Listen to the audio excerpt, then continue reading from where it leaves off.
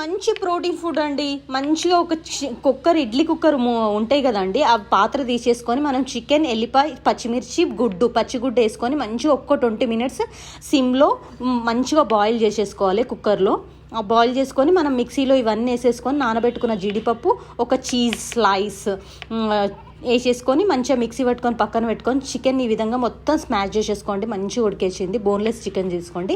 అందులో ఉప్పేసుకొని కొంచెం కలిపేసుకున్న తర్వాత మనం మిక్సీ పట్టుకున్నది ఇది ఉంది కదా, ఇందులోకి మనము ఎల్లిపాయ, పచ్చిమిర్చి, క్యాప్సికమ్ వేసేసుకొని మనం మిక్సీ పట్టుకున్నది ఈ మిశ్రమాన్ని వేసేసుకొని మంచిగా రెడ్ చిల్లీ మిక్సీ ఉంటుంది కదా అది కూడా వేసేసుకొని, ఎండుమిర్చి ఇది మిక్సీ పట్టుకున్నది ఇది కూడా వేసేసుకొని మంచిగా కలిపేసుకోండి. ఇంకొంచెం 1/2 tablespoon ఉప్పేసుకొని కలిపేసుకున్న తర్వాత మంచిగా బటర్ తోటి పెంకకు రాసేసి బ్రెడ్కి ఈ విధంగా రుద్దేసి మంచిగా బ్రెడ్ ప్రోటీన్, మంచి చికెన్ ప్రోటీన్ అండి, ఎగ్గు, చికెన్ అన్ని ప్రోటీన్. ఈ విధంగా నెయ్యి వేసుకొని బటర్ ఏదైనా సరే వేసేసుకొని ఒక్క 1 second ఈ విధంగా కుక్ చేసుకున్నాక Emmy protein bread chicken cheese అండి. ఎంత కమ్మగా ఉందో. Please subscribe, like me.